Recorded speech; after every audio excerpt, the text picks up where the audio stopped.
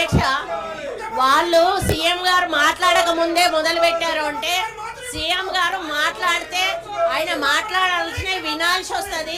Congress party చేసిన కార్యక్రమాలు అన్ని వినాల్సి వస్తుంది.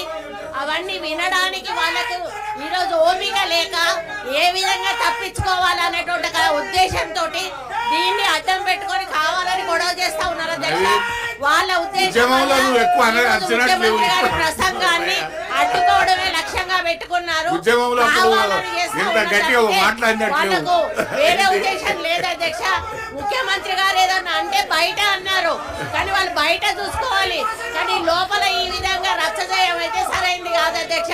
మీరు వెళ్ళిపోండి వాకౌట్ చేసి, అంతేగాని ఈ విధంగా గొడవ చేయడం కరెక్ట్ కాదని నేను తెలియజేస్తా ఉన్నాను అధ్యక్ష. ఎల్ఓపి గారు మీ సభ్యులను వారి స్థానంలో కూర్చోమనండి.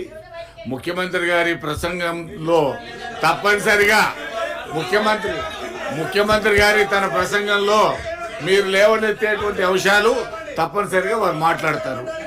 మీరు లేవనెత్తినటువంటి అంశానికి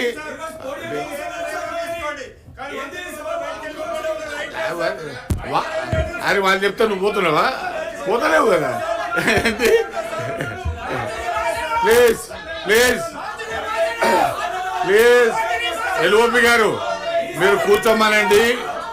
మీరు లేవనెత్తిన అంశాన్ని వారి ప్రసంగంలో చెప్తారు.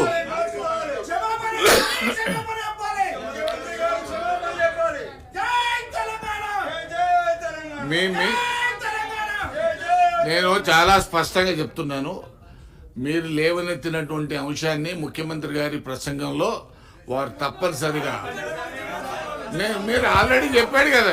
ఇంతగానో మీరు స్లోగన్స్ ఇస్తున్నారు, అది అందరికి అర్థమైందే కదా.